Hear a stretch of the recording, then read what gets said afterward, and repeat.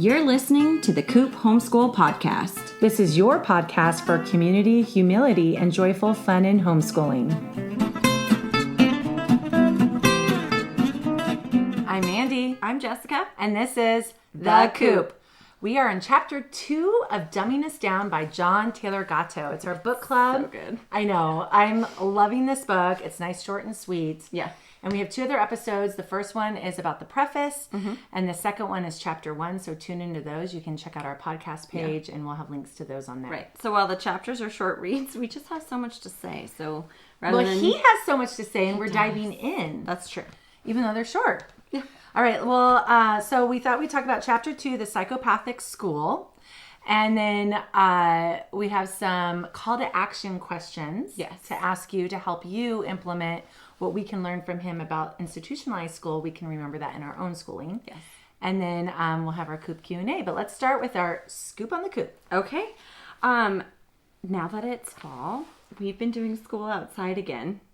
Oh, fun. I really think it's the pomegranates that are growing in our backyard that have called my kids outside. But now we'll spend, because it takes August an hour to eat his pomegranate, because he literally one seed at a time. And it's so it cute. keeps him occupied. And it is fine with me.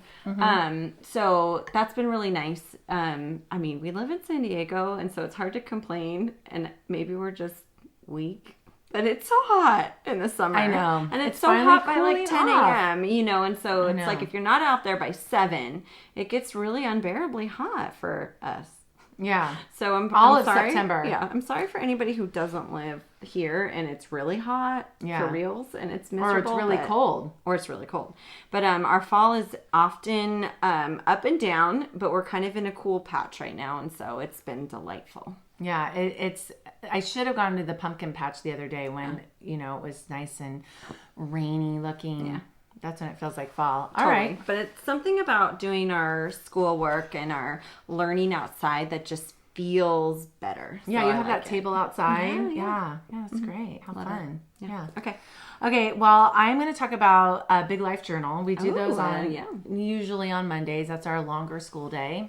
And so I weave in our Big Life Journal, and this year we're doing emotional intelligence. So we did this thing called My Tricky Week, and it was really cool because, and you don't need Big Life Journal to do this. You could literally just have your kids do this, and you just say, okay, we did this on Sunday. What was tricky about that day? We did this on Monday. What was tricky about that day? And you talk about the trickiness of each day. Nice. And they have like a podcast and things and stuff that go along with it. But I had each of my kids find something that challenged them throughout that week. And it was easy to remember because each day was marked by something that we did, whether it was the co-op or Legoland or paddleboarding or whatever. And it was really cute. All 3 of them had the Monday we went to Legoland, they had a tricky thing on there that said that they rode a roller coaster. And it's a small roller coaster. Yeah. And then at the end of the week, you say, okay, what are you most proud of? And they look through all their trickiness of each day, and then they pick one, and they all pick their most proud of going on the roller coaster. That is big for them. It is really big for my cautious kids. Yes. And so I was just really proud of them, and it was a cool way to see, like, every day you're challenged. Yeah. And kids don't realize that, but they are challenged every day, and it's a neat way to track that. Totally. All right. Okay, so let's dive into chapter 2, the psychopathic school. Just the title is, I know. Yeah, but it's so good. Yeah. Okay. Yeah, a psychopath has no conscience, right? Right. Yeah. Dive in. Okay. So this is, again, one of his speeches, just like chapter 1 was one of his speeches. And this is about a year prior to chapter 1's speech. Yeah. So it's not in sequential order. Sure. And the speech was given in January of 1990, and he was accepting an award from the New York State Senate, naming him New York City Teacher of the Year. What a big accomplishment, right? Totally. So, do you want to mention anything of how he starts off his speech? I just like what he said about receiving the award, because at least in this speech, he's acknowledging it. So this may have been the first year, although I think he won it in 89 as well. But he says a teacher of the year is not the best teacher around. Those are people who are usually too quiet to be uncovered. Oh, yeah, that's really humble of him, right? Absolutely, because that's probably true. But she or he is a standard bearer representative of these private people who spend their lives gladly in the service of children. So he feels like he's able to represent those people who may truly be the teachers of the year.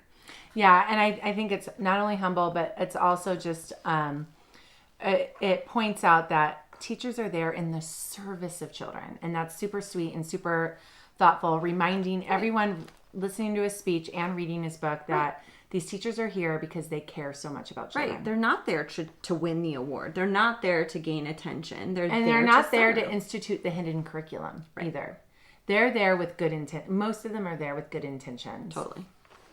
Okay, so I felt the same way, and I thought it was just interesting. He mentioned in Manhattan, 70% of all new marriages last less than 5 years, and so something is wrong.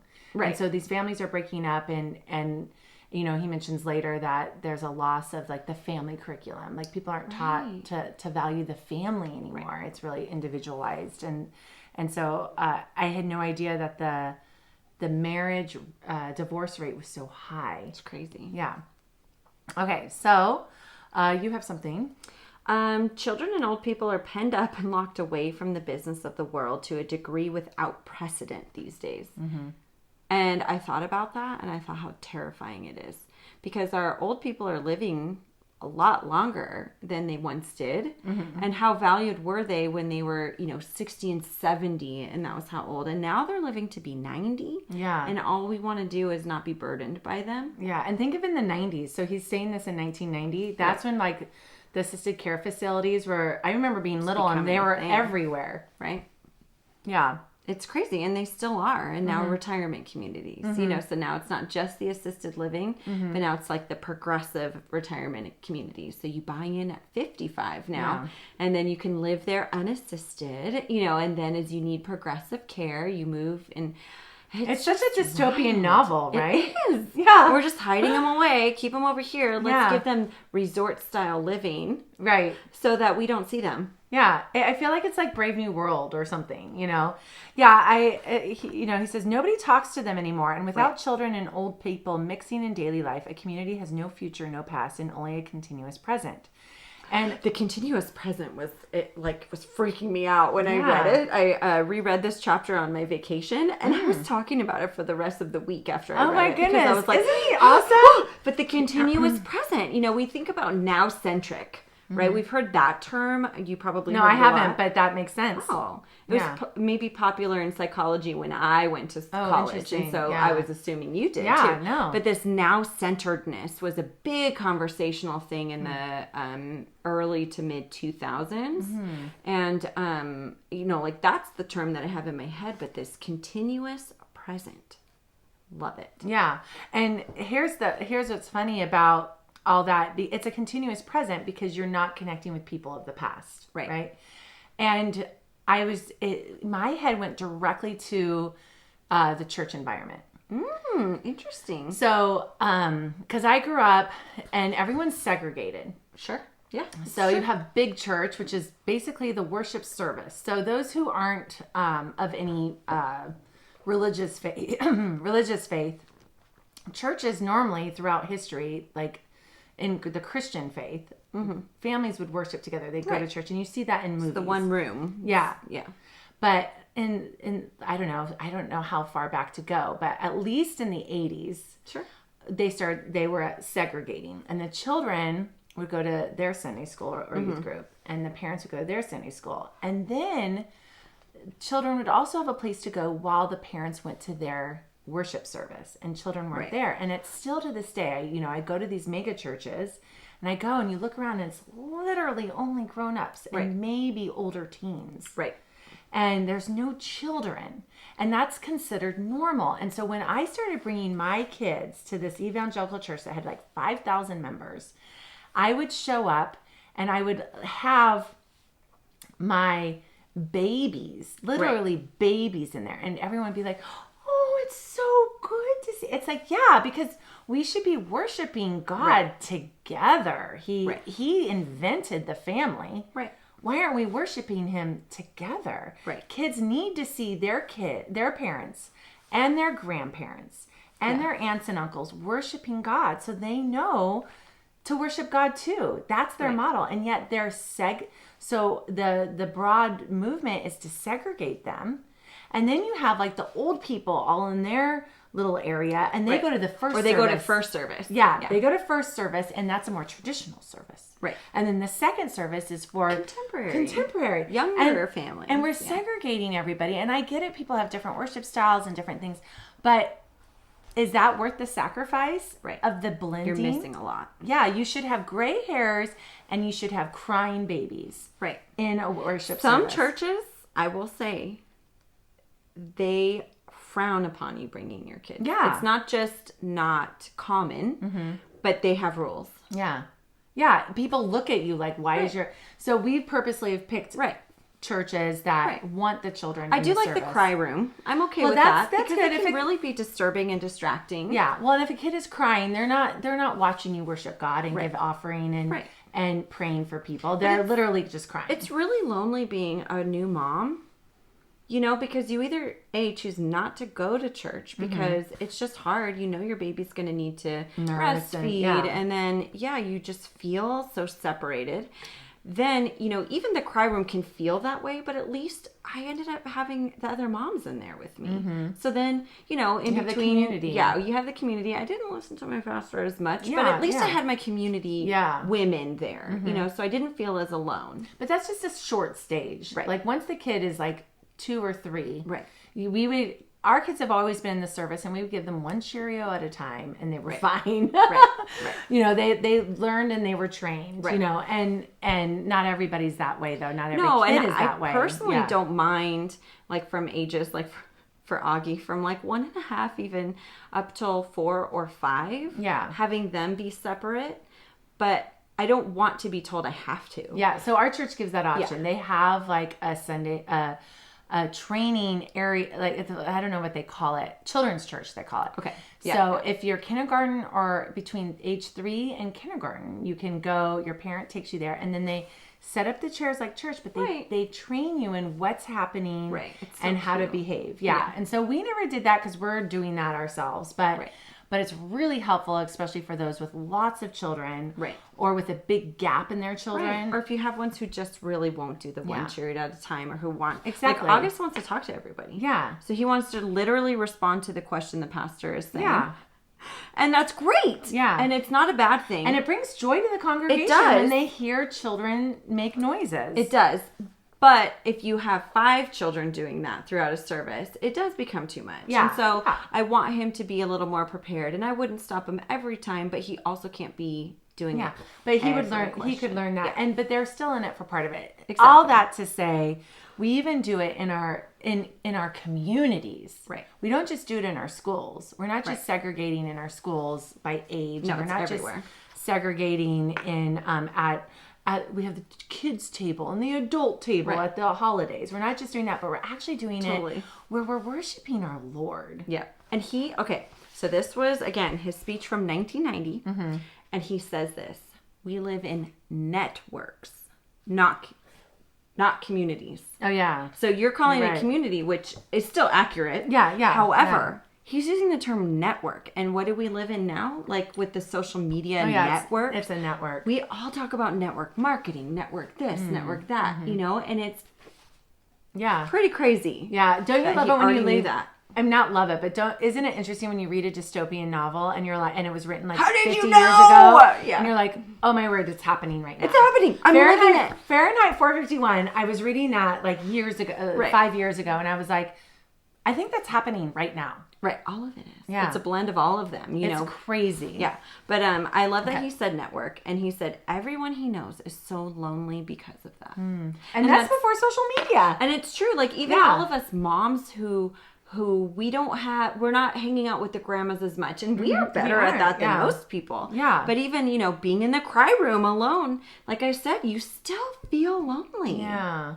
You feel like you're not a part of the bigger community. You are in a network of mothers now. Yeah. You're in the mother network, and that's where you need to be. Yeah. But we're all busy and taking care of our kids, and it's hard to support each other because we're moms. Yeah. Anyway, my point is, he hits the nail on the head. Everyone I know is lonely because of that. Yeah.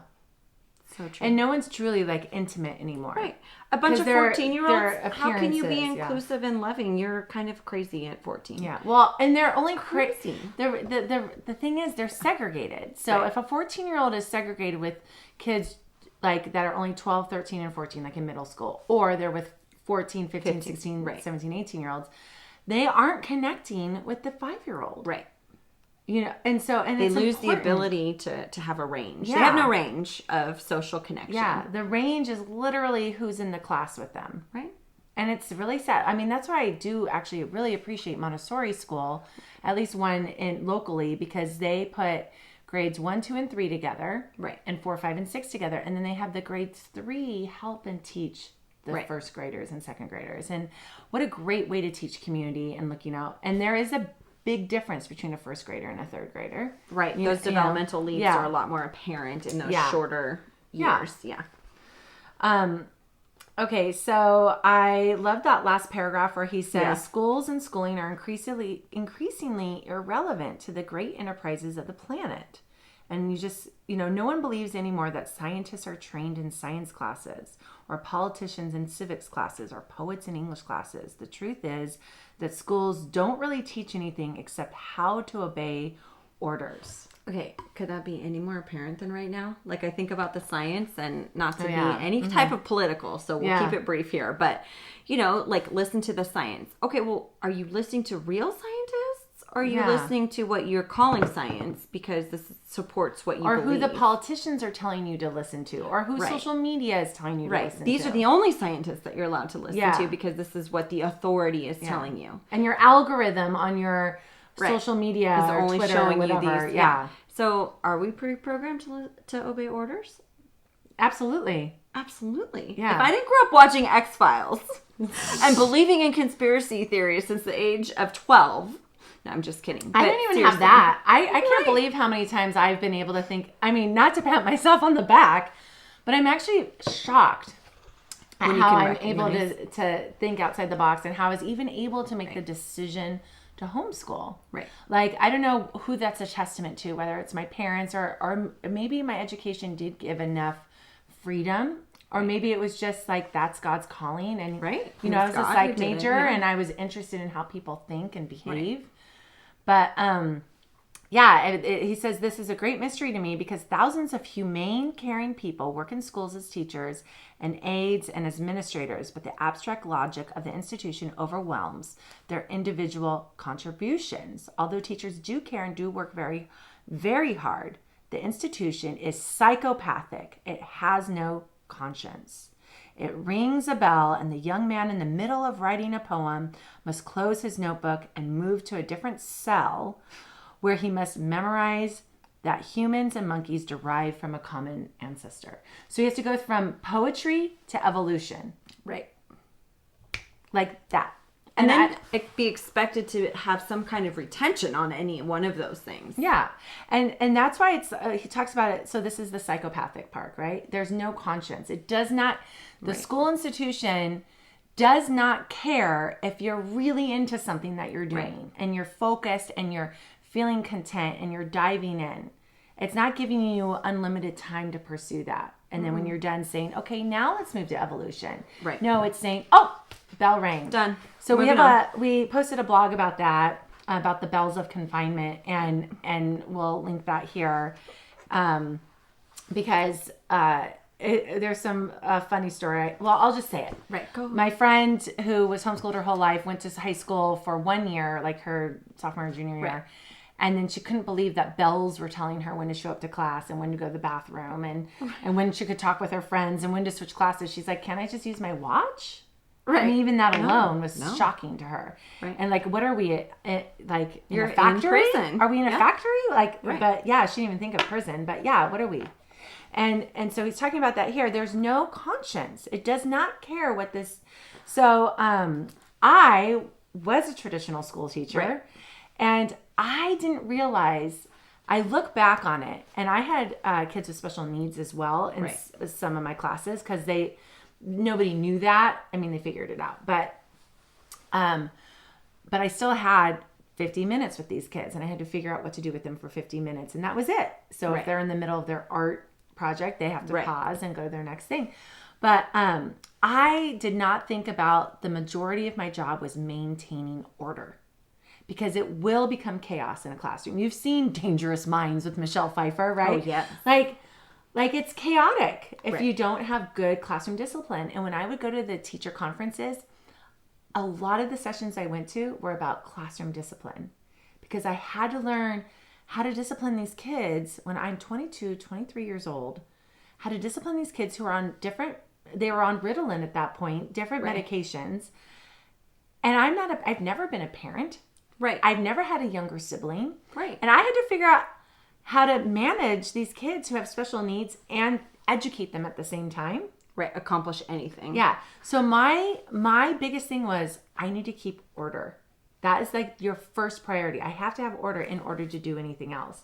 And so I figured it out. I figured out getting the parents involved, of course. Totally. And calling them on a regular basis, getting to know them and reporting on their kids in a good way. Sure. Often. And, but I didn't realize at the time the hidden curriculum was all about teaching them how to obey order. Right. That's order. What you did inadvertently. Yeah. And I think that John Taylor Gatto does an amazing job of really delineating the difference between the institution and the teachers. Because I think that there's this bad reputation that homeschool moms have of attacking the public school or attacking teachers. Yeah.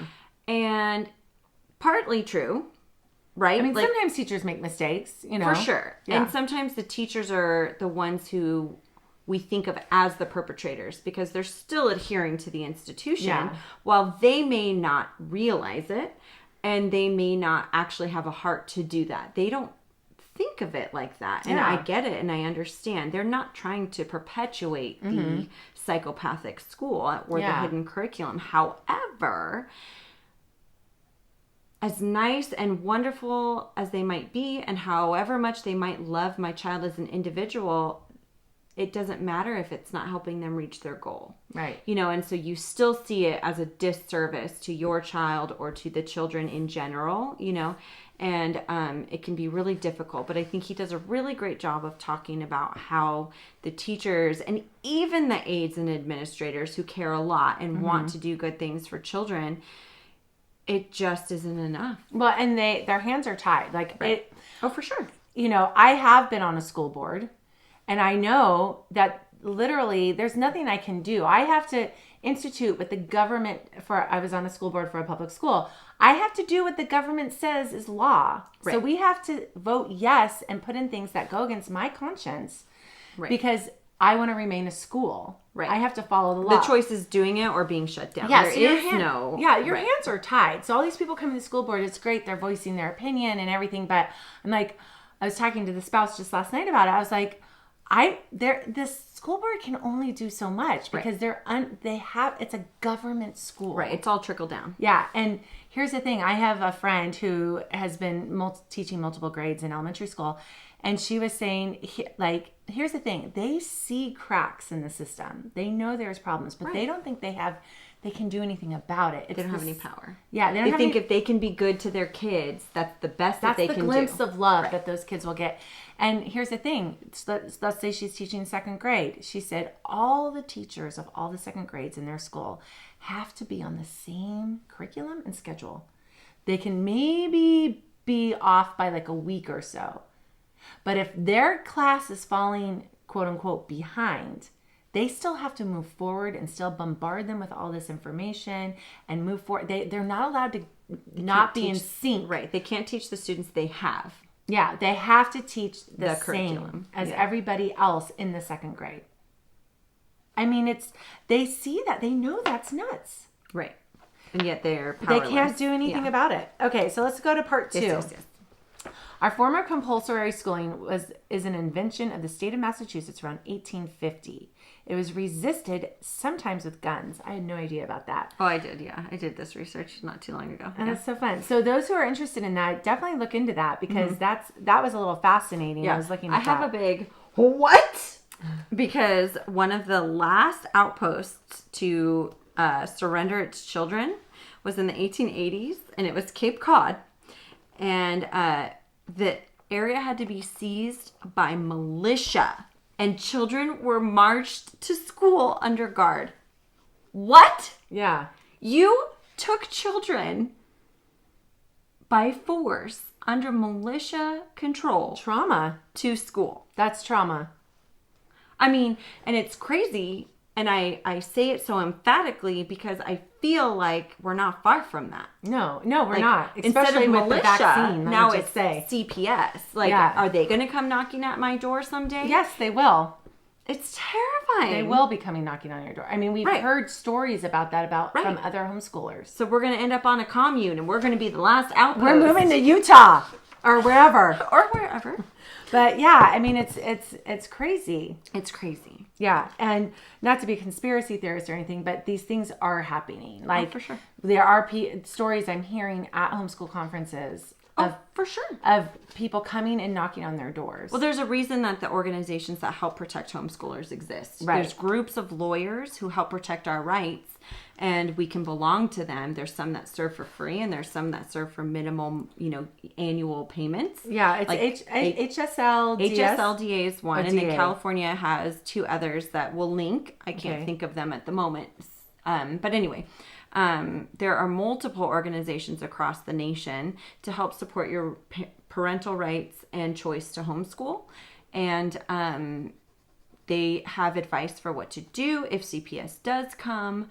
But those are real things that happen to real people. It's not just a conspiracy theory. CPS can be called and can show up on your doorstep, and you need to know what your rights are. Yeah, and sometimes there's a reason that they should be showing up on your doorstep because you hear of these kids being kept in cages sometimes. Right. I mean, that's crazy. Extremely rare. Yeah. But we don't all need to be treated like that's what we're doing when our kids are at home, and that's a lot bigger topic here. Yeah, totally. When you're talking about mandated reporting and all that stuff. Yeah. Anyway. Do you want to move on to section 3? Yeah. Yes. Uh-huh. Okay. Oh, yeah. Okay, this one's good.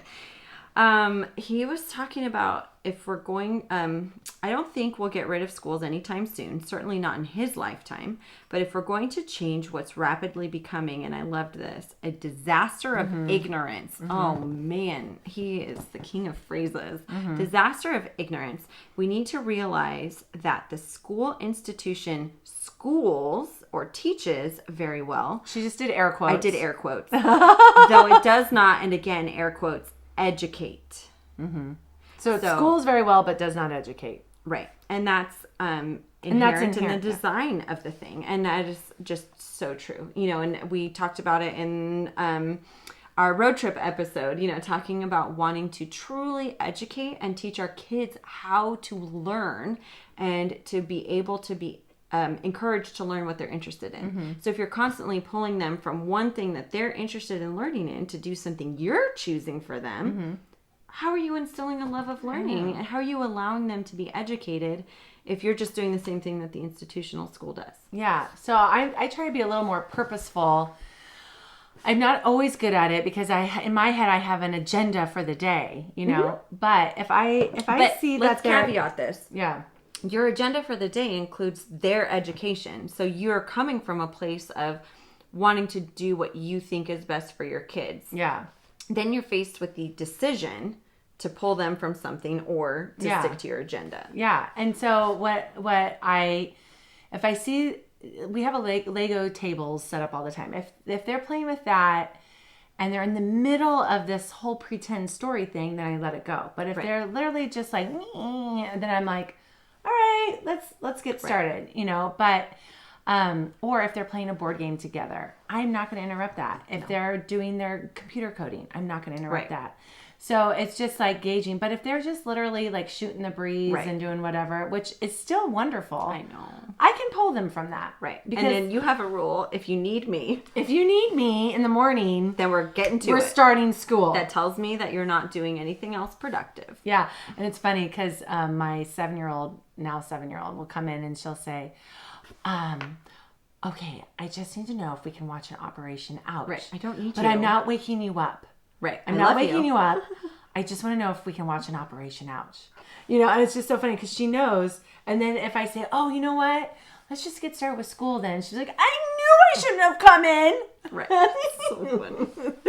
That's so funny. But it's finding that balance of of unless you're completely unschooling, right? Then you're not going to interrupt really anything that they're doing. But for someone like me, I do some school at home. I do all the eclectic philosophies, and I believe in unschooling. I believe in all of it. So I am going to pull them from something once in a while if it's not educational. Right. What I consider educational. Well, it's just a toss-up, right? Yeah. Like if it's not giving them the value that you believe that what you have to offer is more, then you'll do that. If I want to make sure we get to do our brain dissection that day, right, I have to get that hour in where we're talking about the brain and learning about the parts of the brain and looking at the books and watching Operation Ouch to be able to get to do that and make it the enriching experience that it actually is. Yeah. Yeah.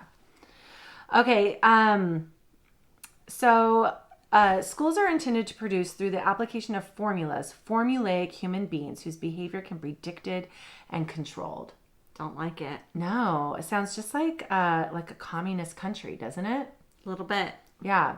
But it's true. Like we need to be able to predict human behavior. I mean, that's why we have all this research. That's why psychology, we want to be able to predict how people are going to respond. Sure. That's why we have advertising. We're predicting so many things. And so if we can raise them all the same way, if we can have a common curriculum throughout the country, it's easier to predict. Then we can predict. And therefore, and then we can control them. Mm-hmm. Don't like it. So you have something a little further down on that page. I connected the last part of his section 3. So he says, the daily misery is around us, I think, in large measure caused by the fact that, as Paul Goodman put it 30 years prior to this 1990 speech, we force children to grow up absurd. So when he says he sees the daily misery around us, he's talking about adults. He's not just talking about inside the school. And then he says any reform in schooling has to deal with its absurdities. And then, later he does say that it can't possibly deal with all of these things unless you throw it away and start afresh, Which there's no reform that can happen. Yeah. Yeah. So then I thought it would be interesting to look at the absurdities. So it is absurd and anti-life to be part of a system that compels you to sit in confinement with people of exactly the same age and social class. Isn't this like a big social commentary that we have currently? Mm-hmm. And yet we literally have kids in their district with the same social class. I know. I can't. It's absurd. I can't. Yet it's all done in the name of diversity. And promoting diversity when it's like, seriously, it's people from the same neighborhood, same age, sitting the same way, being taught the same things. What? Yeah. On the same schedule. Crazy. Okay. His next absurdity, it is absurd and anti-life to move from cell to cell, which he's talking about prison cells, right? Like class to class, at the sound of a gong for every day of your natural youth in an institution that allows you no privacy and even follows you into the sanctuary of your home, demanding that you do its, and again, air quotes here, homework. Yeah. And I mean, it's just so true. And we covered that in chapter 1. So if you haven't listened to chapter 1, he talks about the privacy issue. And, as parents, an invasion of the home. It is our jobs to know what our kids are up to know what they're, but it's not the school's job. They're not the parents. So that's a complete invasion of privacy all the time, that the kids have no ability to be unsupervised. It's crazy. And he's totally right. I mean, I hear the elementary school, you're talking about TK now, 4.5-year-olds up through 5th graders. I hear the bell. Several times a day. Too. I mean, I've lived just next to several elementary schools, which is what's funny. But I hear that bell. You do. Well, our kids were just outside today talking to them on their recess through the... You're my I friends called again. them the Zoological Society. Or they're watching the kids in their natural habitat at school. Not natural habitat. Right, I know. The confined habitat. Well, at that point, let's go look back at... Oh, okay, yeah. Yeah. Okay, the next part. And then I want to look back at some stats. Okay, so this isn't necessarily one of his absurdities, but he talks about how will they learn to read? I mean, how many homeschool moms have heard that? Like, don't get me started. Okay. You taught them to read? Stop it. And then he says, remember the lessons of Massachusetts, which is drawing back to the beginning where compulsory school has its beginnings. And can I read you the stat for that? Yes. Okay. So it says, here's a curious idea to ponder. Senator Ted Kennedy's office released a paper not too long ago claiming that prior to compulsory education, the state literacy rate was 98%. Home educated. And that after it, the figure never exceeded 91%, where it stands in 1990. Insane. And I misspoke. Those were not all home educated. There were schools back then. That's true. And there was plenty of children receiving private education, but they weren't compulsory. Yeah. But the compulsory school movement did a detriment, and we are still seeing the negative effects of it. Mm-hmm. It's crazy. Mm-hmm. Yeah, so I think he was talking about that. So that's what he's referring to in Remember the Lesson of Massachusetts. And then he goes on to say, when children are given whole lives instead of age-graded ones in cell blocks, they learn to read, write, and do arithmetic with ease, if those things make sense in the kind of life that unfolds around them. And again, that kind of comes with the organic learning, the unschooling method, that they will eventually learn those things because inevitably they'll reach an interest of their own that will require these things of them. So Section 4. Section 4, he really calls out to institutions that currently in 1990 control our children's lives. And so I'd be interested to know what he would think nowadays if he was present for this social media stuff. I think there may be a third one. Yeah. Television and schooling in that order. So firstly, television, secondarily, schooling. Mm-hmm. Both of these reduce the real world of wisdom, fortitude, temperance, and justice to a never-ending, nonstop abstraction. In the centuries past, the time of childhood and adolescence would have been occupied in real work, real charity, real adventures, and the realistic search for mentors who might teach you what you really wanted to learn. Mm-hmm. Instead, it's all set up by schools. They're telling you what to do, what to think, what to be involved in. Do Jump for Heart. Do this charity. Do that charity. You know, you get no choice. To drugs. Right. Red Ribbon Week. That's all you get. Well, what's funny about that is, what are our kids watching on TV too? Right. They're watching Bridge to Terabithia. Right. They're watching other kids have the adventures they should actually be having. Right. They're not out there. Even Jumanji. Right. They're not traversing a stream and I know, grabbing a vine. I have to say, my son, when we were at the Kissing Statue in San Diego, and he ran and he sees this hanging vine and he's going to jump on it and swing on it, and it was covered in thorns. So he jumped on it, grabbed it, let go, and all the thorns had gone inside his hands. Baby. They came to us and they're covered in blood. Oh, poor baby. I know. I was like, Marcus, take him to the bathroom. Yeah, you can't be a child. Sorry, it's too dangerous. Yeah, but it was just like but they're watching kids do that on shows. Right. They're watching, they're being entertained by people having the real adventures that they really actually want to have. Right. It's crazy. Yeah. Or they're being entertained by people being worldly and about the world and about their hair and their outfits and their... Right. All of those reality shows. Yeah. They shouldn't be watching it. They should be doing it. Yeah. And I know you can't do everything, right? Right. So no. Yeah. It's American Ninja Warrior. Yeah. It's a great one to say, like, oh, I'm going to go build a Ninja Warrior course at the park and playground and do that, and then watch it and be... It's inspiring. Right. Yeah. There are moments. So it's not like we're completely anti any of it. Yeah. However, he's using it to talk about, in this context, he ends up wanting to talk about what little time children have to do anything from, what does he call it? From a unique consciousness. So he does all this math, children sleep this much, they have to eat, they have to get ready, they have to commute, they have to go to school. Well, can we say some of those? Oh, yeah. If you want Out of 168 hours in each week, my children sleep 56. So that leaves 112 hours a week to fashion a self. I love that he said that. To fashion a self. Yep. So then you have children watch 55 hours of television a week. And then that leaves them 57 hours a week in which to grow up. So it's just a great reminder when our kids are on screens, and now like Operation Ouch and things like that could be educating them 12 minutes here, there, but it adds up. Mm-hmm. And then also just the mindless watching, whether it's sports or whether anything. Right. That leaves them then that's not when they're growing up. Or developing a self. Yeah. They grow up outside of that. So now you're down to 57 hours.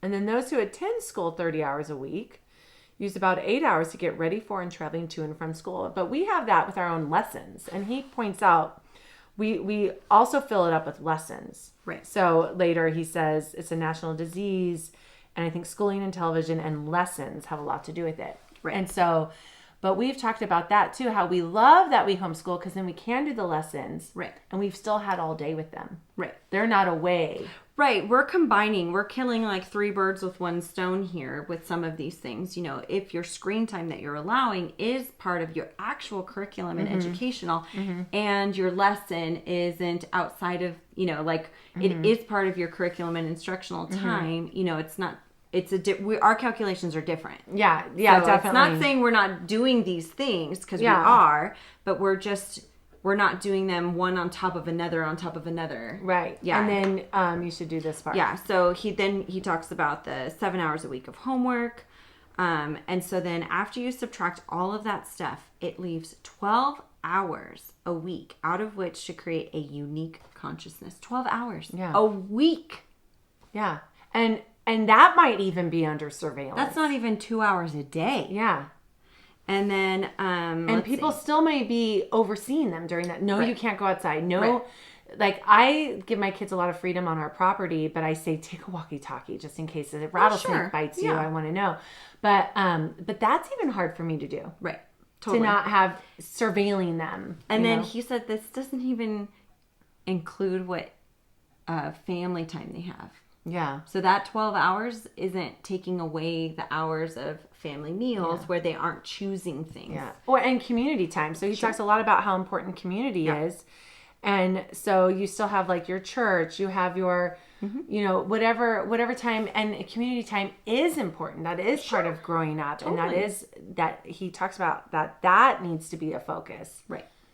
Yeah. So then after he takes out 3 hours a week to evening meals, he arrives at a net amount of private time for each child at 9 hours per week. That's crazy. That's crazy. I know. And it really made me feel panicky. And so I love that we'll get there in a minute, but you compiled the questions because it's such a great way to check in. Yeah. And to be accountable to really what you're taking away from your kids. You may be gifting them these other things, but what is the negative side? What are you taking away because you're gifting them? And I have a more unschool approach to my curriculum. So even though my life might be busier, my kids are busier, I have less of the mandatory sit down time. And I wouldn't, that's an exaggeration of what I would call your, like a more structured approach to homeschooling. Yeah. But I have even less of that because I do value their ability to do that. Right. That's a different conversation. And if you are in 6 dance classes, you have to make sure then during your day she has the free time. She has the free time. Minimum. Yeah. Of, you know, like, yes. It's a very important thing to me, especially in these stages of early childhood. And my daughter, the 9, you have an 11, that's not early childhood anymore even. You know? And it's crazy the phase that they're in, and yet they still need to be who they are. It's so important for them to fashion a self, because what is that whole conversation now since the 90s of finding yourself? Well, you wouldn't need to. You've already found it. Right. If these kids could be kids and being able to be free to converse with adults who are living in the real world, they might be able to understand. Right. So I was thinking like Little League, for example. Little League was a really great, even though that was a lesson and it was totally structured. That was a great way to be part of our neighborhood community because Little League is designed with your neighborhood. So we have all ages there, grandmas and grandpas and parents and children of all ages. So my kids were meeting as 3-year-olds. We're hanging out with 12-year-olds, and they're all playing together. And we're not even paying attention. We're watching the game, and so they're doing their thing. And then we're meeting people in our actual community. We're meeting the families, and it was a great way to be in your community. Totally. You know, now that took over and took away from all your family time. Yeah, that's because you're doing homework all of your other free time. Then what a bummer that is. So it's just balancing all that, you know. And he goes to finish section 4, talking about the private lessons, talking about the activities, and then he really starts to talk about what's killing us as a nation. It's a national disease, you know, the dependency and aimlessness. And he believes that schooling and television and lessons have a lot to do with it. These are what he points out that he believes is killing us as a nation. Yes, is the narcotic drugs, the brainless competition, the recreational sex, the pornography of violence. That's a unique phrase too. Pornography of violence. Well, I love the next way he uses pornography. Gambling and alcohol, and the worst pornography of all, lives devoted to buying things. Accumulation as a philosophy. Yeah. It's crazy. And then he ends this section by saying, all of these are addictions of dependent personalities, and this is what our brand of schooling must inevitably produce. Yeah. Because this has not been prevalent at any point in the past. Granted, I recognize that no point in the past has the technology that we have, but it has to have been produced as a byproduct of what we're looking for, what we're seeking, what's being bought in return. You know, because if there's a market for it, it's going to come. Yeah. So section 5. I really felt strongly with this one, I think, because it resonated with me. One of the biggest reasons I want to homeschool is because I want my children to be children. So what he says is this: the children I teach are indifferent to the adult world. This defies the experience of thousands of years. A close study of what big people were up to was always the most exciting occupation of youth. But nobody wants children to grow up these days. So in the margins I had wrote, I want my children to be children and not grow up too fast. But I do have to say, I really do value them wanting to observe adults and learn from them. And if you've listened to this podcast for a while, I've talked about it before. One advice that I often give to teenagers is find a mentor, apprentice somewhere. That's a lost art these days. You need to stop worrying about the money for your addictions and the pornography of buying things, and instead value the learning and value something from somebody who really knows what they're talking about. Yeah. He says, the children I teach have almost no curiosity, and what little they do have is transitory. And I thought about that because as an educator, granted it's just dance education, I think, what do I do to all the kids who keep asking questions? You can't progress in a classroom setting with the kids who are asking questions. So I ask them to save their question. They don't get to answer, you know, and I value their curiosity. I know, and I love it. Yeah. But at the same time, I still, to have a manageable classroom, you can't have them all asking their curious questions at any time that they want to. It would be chaotic. It would be chaotic. And they don't stay on topic, too. Their question could be about something completely different. Why is there a crack on the mirror? Yeah. You know, and I want to be able to answer that question. So I try to respond well, and I'd love somebody to pick it apart for me. So if you're a psychologist listening to this, please let me know. But I try to respond with, oh, that's a great question. Right now we need to stay on topic with, what we're learning, but let's talk about it after. After class, ask me. And usually they all forget. And sometimes I do hope they forget, because then I have a next class to get to. You do, yeah. The bell rings and I have to move on. You know exactly the traditional school teacher. Right. Yeah. Right. And I do that with just my 3 kids. I know. And just today, one of my kids had his hand up while I'm teaching, and I was like, please put your hand down, because I know you're not listening. Right. When your hand is up. You're only thinking about your question. And then sometimes I'll say, does that question have to do with what we're talking about? Right. And then oftentimes it's not. It's, can I go get a snack? Right. And it's like, you had 2 hours. Right. What are we going to have for dinner tonight before I go to ballet? Yeah. Okay, that has nothing to do with what I just read to you. Yeah. So there is some certain boundaries they have to learn to live just in society. Right. It's not a blanket. Yeah. And I recognize that, but it made me really question, That's true. What do we do to the question askers? Yeah, we get annoyed. Right. We get annoyed. In a general sense, society doesn't appreciate question askers. Yeah. And except for We do believe that they create brilliant minds, people who are willing to ask the bigger questions on their own and look for the answers on their own. Well, a lot of times nobody gives time for questions. That's true. Right. So I guess if we're better as homeschool parents is after each section, we pause and say, any questions you want to ask me? Anything. Yeah. Instead of like, I'll read through, like thinking of Gather Around Homeschool. I'll want to keep going. Let's keep reading through. How far can I get? Keep going. And then the question is like, well, let me just finish this paragraph. Right. Whereas if I had just stopped after each one, any questions about that? Right. You know, or about something else. Do you need to tend to one of Maslow's hierarchy of needs? Right. Do you need to go do something? Well, then go do it and come back. And a lot of times my son, he's just asking to go get a ball to throw. Right. He just because he throws a ball in here, and we're in our fun room, our school room. He throws a ball against the wall or against the door the whole time I'm reading, you know? And if I pause because I'm helping someone else, he'll go outside and do his pretend golfing and baseball. And then when I'm done helping somebody, he'll come back in for the continuing, you know, but that's homeschooling to me. To me, that's the freedom he gets, you know. Totally. I agree. He goes on to say the children I teach are materialistic, following the lead of school teachers who are also materialistic because they grade everything. Everything has a value. Yeah, I didn't even think of that, how that creates materialism. Right, monetary or otherwise, everything is given a value. Yeah. And that creates materialism. And then you have the television mentors who offer everything in the world for sale. Yep. And so, it didn't even television or Instagram or wherever your kid is spending time, like those are their mentors now. Like for my kids, it might be Mr. DeMeo, and I'm good with that. He's hilarious. He's intelligent, and he's teaching them good things. Right. You know, that's one of their mentors.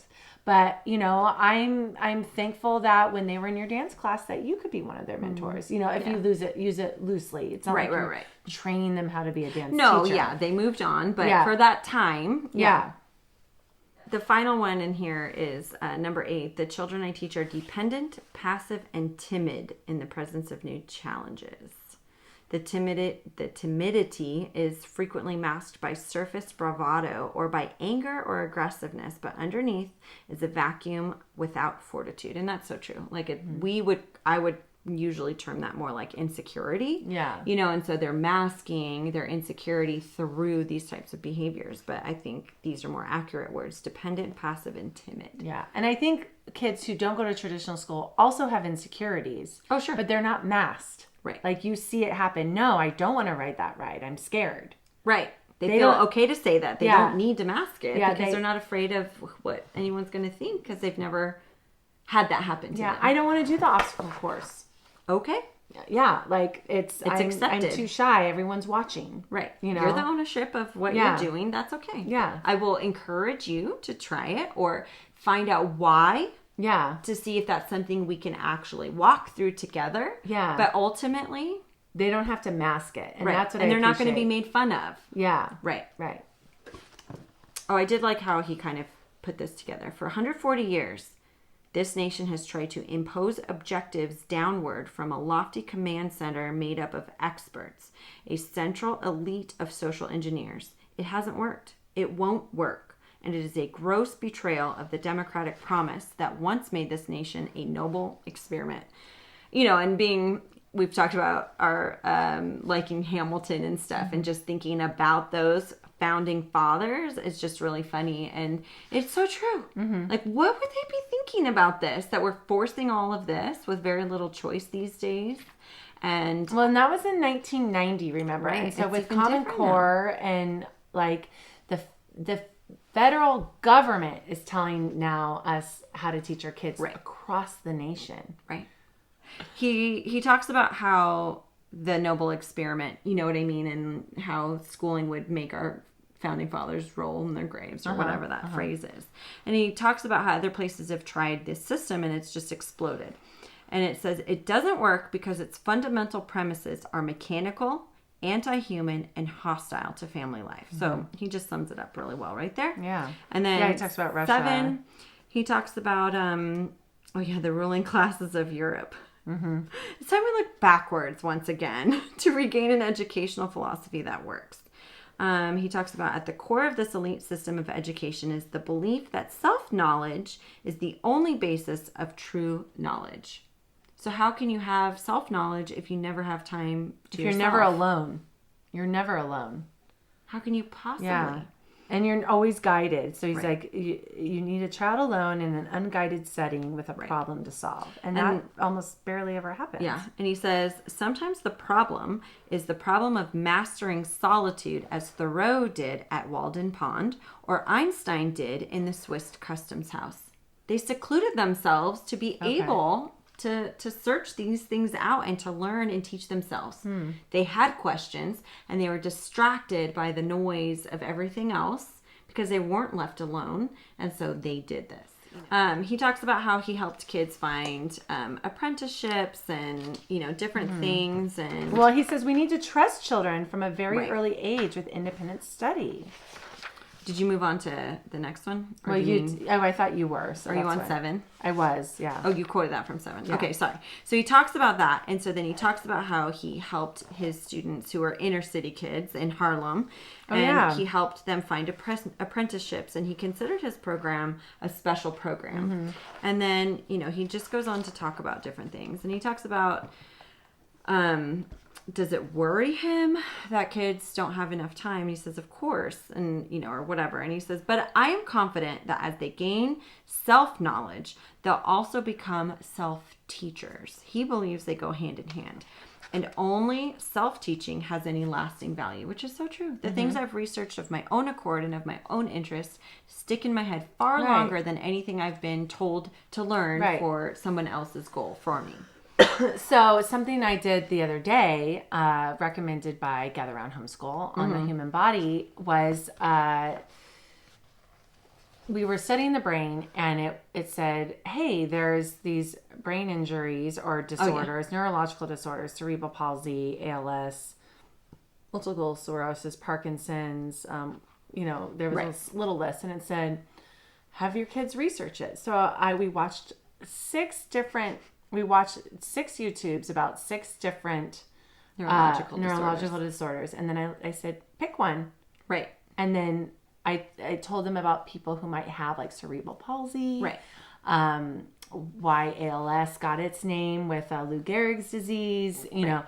And then I said, pick one that interests you. And then you can pull up one website, read about it, write a report about it, and tell me about it. Something. Yeah. Teach me. Yeah. And so that's what they did. And the girls both picked cerebral palsy. I think they felt connected to it. Right. And then my son, who likes baseball, we watched a YouTube of a college student who had ALS, which is uncommon. Yeah. And how he found out and stuff. And it was his story for about 8 minutes. And it was fascinating and sad. And he's actually lived for 12 years now. So I didn't even show them Stephen Hawking. Right. I mean, I could have. Right. But the college student was closer in age. Right. I know we have a cousin-in-law going through ALS right now. Really? Mm-hmm. Oh. He's my age. Yeah. So they're trying to dispel it with ALS, as a side note. They're trying to dispel that it's an old person's disease. It's not. It's not. Yeah. But anyway, so that was really cool. So yes, it was still something I was directing, but then they could choose within that. Something. And they watched all those YouTubes just totally glued to the screen. Right, because it's very humanitarian. Yeah. They're learning about others. It's not such a they do want to learn that kind of stuff. That's what kids should be learning about, is the people around them. You know what I mean? Okay, so he concludes section 7 with, we've got to give kids independent time right away, because that is the key to self-knowledge. So I think that's extremely, extremely important. Mm-hmm. Okay, moving on. Okay, so section 8, what else does a restructured school system need? So it needs to stop being a parasite on the working community. I love that. Yeah, on the working of all the pages of human ledger, only our tortured country has warehoused children and asked nothing of them in service of the general good. So he dives into community service, how that should be part of required. But here's the thing. colleges want to see a certain number of hours of community service. But when I did my community service, it was working at a thrift store, putting on a fashion show. It wasn't actually serving the community, where I could gain perspective. And I feel like growing up, mission trips, although they could have been done a little differently, that helped me gain some perspective. Sure. Or I remember going to soup kitchens, helping with soup kitchens, like that can help gain perspective, Mm-hmm. But to make that part of schooling, how could you make that a part of schooling? How would you rework that? What does that look like? Yeah. Both parents are now required to work. Right. For the most part. Are supposed to help with that? Yeah. How can they even take your kid to do that? It's such an illogical request from colleges to have that with the 9 hours a day that kids have left. Now you need them to do community service, and who's going to help them with that? It should be part of it. I think really he concludes this with saying independent study, community service, adventures and experience, large doses of privacy and solitude, 1,000 different apprenticeships, the one-day variety or longer. These are all powerful, cheap, and effective ways to start a real reform of schooling. And ultimately, when he said that, I was like, that's why I'm homeschooling. This is why I want my co-op. This is why, this is what I'm doing. And so I wrote in here, I'm like, okay, because I was camping when I was reading this and making my notes. And so I said, I want to start a homeschool apprenticeship program. So maybe it will be with our co-op, and that'll be the point where the coop homeschool. Right. And then at that point, if we're having high schoolers and it's a big enough group, let's survey local businesses or occupations, so different people, and to poll, what ages would you accept to come in and mentor? Because it is hard for a parent to go and figure this out. Right. And school counselors have lists sometimes. Right. But then now that's navigating a whole thing. Bring your kid to school day is not enough. It needs to be something different. So I'd love to reach out to local business owners and different people who would be willing to take in kids. Do you want 12-year-olds or do you only want 16 to 18? What are you looking for? Yeah. Have a whole list of people who are willing to take apprenticeships and then help kids schedule their time. Yeah, who doesn't want the C-roll camera for a photographer? They have their A and B roller. Right. But have a C roller. Right. Absolutely. That's one of the things that I already completely believe in and advise other people, but my children aren't quite there yet. Yeah. And my kid has the advantage, my children, I have two. They have the advantage of seeing me as a working mom, and now their dad works from home. Your kids got to watch your husband work from home. They get to see us in the role of educator as well. They know that we're running our school, or our co-op, I should say. And so we're doing these things in front of them. We're telling them. They're seeing it happen. They're seeing what adulting, air quotes used again, really looks like, and they're a part of it. They're not just left no, this doesn't involve you. Go away. Right. It's, I have to prepare to teach. I have to do this. They see us setting up for it and hanging the international flags for the International Day. Yeah. Exactly. So I really want to do that. And so this was a big, huge call to action for myself is to really set that up. And it's just a spreadsheet. I love data and spreadsheets. The reaching out to people and talking may not be my thing, but having the co-op is helpful because I don't have to do it alone. And you have the moms that one's a full-time lawyer and one, some of them have husbands who are engineers. Who knows what reach they have? Right. And through my studio, I know men who are firefighters and men who are police officers and all of these things who also can be resources. Well, what was really cool was when I was doing community workers as a unit study, and we went to the fire station and met them. We went to the and even just exposing them for a day somewhere, and I got to go to the back behind the U.S. Post Office and see how they receive mail and file it and everything. I mean, I was more intrigued than the kids on that, but that's something that tunes them into that. Do I want to be a community service person? Right. Absolutely. Yeah. So cool. I love that. I think that was my biggest takeaway from what he was saying, because he called out the things that I already value and then gave me a place to go with it. Yeah, I love it. Yeah. That's a definite call to action. Yeah. And writing that down, and you have time. Your oldest is 9. I have time. And then he finishes the whole chapter with, experts in education have never been right. Their solutions are expensive and self-serving and always involve further centralization. And isn't that the truth? Every time you hear about reform, it's more like you were just talking about Common Core. Yeah. It went from one bad thing to now an even bigger bad thing because now it's centralized even more up the chain. Yeah. Crazy. Right. And I want to always end his speech with his last line. So it's time for a return to democracy, individuality, and family. Isn't that funny? He put those two together. Yeah. Individuality and family. Yeah. So I just want to dive in real quick. Not dive in, but just list some of the questions to help make this practical. I liked it, and I called it your call to action. So after reading the chapter, you felt really compelled by what he said to really evaluate what you're doing based on these things. So let's call it your call to action. So homeschool families, homeschool moms, dads, answer these questions. Yeah, and use it when you're planning and whatever. So 1, how is your child involved in community? Right. And you might have to think hard and long about that. Maybe they're not. Are they in a network, or are they really truly in a diverse age, diverse socially community? Yeah. Okay. Number 2, how much self-directed time does your child have? You may be homeschooling, but if you're doing school at home and then a bunch of lessons. Do they have only that 9 hours? Yeah. That's not enough. Right. Okay. Number 3, how can I help my child gain perspective? Mm-hmm. Number 4, who are your kids' TV mentors, and is that a good thing? Are you okay with that? Yeah. Number 5, ask yourself, why am I teaching this information? Am I bombarding them with a bunch of stuff that doesn't fit with their development? Are you checking boxes? Yeah.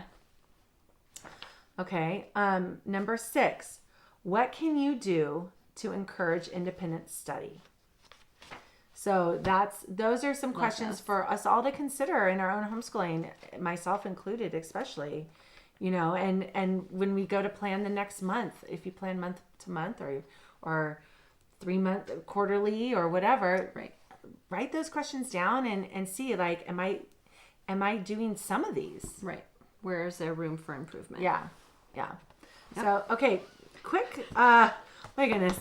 Yeah. Now it's time for the Coop Q&A, where we answer your questions. If you have a question you want us to answer, head over to the podcast page on our website, thecoophomeschool.com, or email us, mamahens@thecoophomeschool.com. What's our question? Our question is, how can we serve our community as a family? Nice. So this goes right along with our book club question. First, I'm going to direct you real quick to episode 22 and 23, Thankfulness and Giving. We do give some helpful thoughts and ideas on that. But this is a great question because a family, you have all ages. You can't really go to a soup kitchen with a 5-year-old, Yeah. And I remember my cousin did she every week in Colorado, actually, she has basically a shelter soup kitchen meal. And she runs it. And on Wednesdays, they hand out box food. Okay. Before COVID, I don't know. But we were supposed to go. And then she's like, actually, there were some gang fights there last week. So I don't suggest that you come with the kids. But you can come. And I was like, well, no. The idea was to bring the kids. To expose them. So yeah, you do have to think of the age. Sure. So here's some call assisted care facilities and see if they need cards. Right. What help they need. Sometimes they need balloon volleyball. Right. And they play with balloons. So you never know, and they just love seeing children. So if there's something that a child can do. A local park sometimes need help planting flowers. Oh, sure. And so you can call park rangers and see, is there anything that we can serve? Yeah. We've made homeless bags, to help people on the street. Right. That's not always advised, but if you put socks and deodorant and toothbrush, toothpaste, right. You maybe they can barter it and trade it for other things that aren't good for them, but that's up to them. Right. Cards for first responders or grocery bought food for first responders. Right. You're not allowed to really make food for them, but you can buy sealed treats for them and bring cards. We used to do that at Christmas time when my kids were little. Yeah. Cleanup day. You can organize a cleanup day with your co-op or with some friends. Hey, go on Facebook. Who wants to do a cleanup day at the beach together? Right. The beach that we go to, that we enjoy, and we want other people to enjoy. Yeah. And then just make sure you bring the stuff that they need to put the trash in. Right. And maybe get some of those little grabbers or whatever, or give them all gloves. And, And then in your own neighborhood, you can go around and offer free groundskeeping or handyman. So kids who are old enough to pull weeds could pull weeds, right, or gather leaves together. And then if you have a skill set in your family, like someone's really good hanging stuff up on, you could have a whole list of things that you're able to do that you show your neighbors and say, we want to help. Totally. We can give you 2 hours. Yeah. What can we do for you? And if you're involved in a church, I've always found my church to be a good resource for other ideas and other places. You know, they often have their own, you know, fundraising or, you know, donation drives for different organizations. But those organizations that the church supports may also have opportunities for your family or for your co-op or for whomever. There's a local family homeless solutions center, and that one's a great one because it is more friendly for bringing your children, and there's different opportunities there. So yeah, that's awesome. Yeah, I mean, even just handing out pamphlets to like I mean, not to be political at all, but in front of Planned Parenthood, we used to hand out pamphlets for a place just around the corner where they could have everything handled for them in being able to keep their child if they want, you know, and how to sign up for the charity organizations that provide like food and diapers and things like that people don't know that they have. So even just being present, or adoption information, just the idea of giving them a different choice to make, you know, because sometimes things can be very one-sided. Just showing they have options. So so those are all different ways that we can help and get our kids involved in the community. And how fun. I mean, I used to think when I travel, because I went to the Philippines on a missions trip, and it was amazing and life-changing and really great growth experience. And I remember thinking after that, every vacation I go on with my kids someday, because this was in college, I want to make sure we do community service wherever we go. Right. Now, we haven't done that. Yeah. But because that was the most impactful, life-enriching experience that I have had. Right. Serving. Serving. And so if you can work that into a vacation, even in the community that you're vacationing in, how awesome is that? Super awesome. So anyways, it's a great way to bond as a family and should be part of our curriculum. I agree. Frankly. All right. So it's a long one, but there was so much to dive into. Yeah, there is. Good thing we've divided up by chapter. Right. Could you imagine if it was like last year's book and we were doing chapters 2 through 4? I know. What a nightmare for you. I know. There's just so much. And again, we're not trying to like critique the way other people do things. We're really we want to gain what we can gain from this too, and make sure that we don't transfer what we are critiquing the way other people do things. Well, we are, but we're using it as an opportunity to learn, evaluate ourselves to see where we have room for improvement, you know, because we don't appreciate these things. Are we actually just doing them anyway? Yeah. I mean, are we just bringing home how we were raised? And I know I am. Right. I know I'm totally guilty of that. We're a product of our childhood. Yeah. And so this is just a great way to provoke me to be like, okay, what can I do differently? Right. Thanks for listening. We love your support. Be sure to subscribe to our podcast, leave a rating and review to let us know how we're doing, and share our podcast with your friends who need a little community, humility, and joyful fun in homeschooling.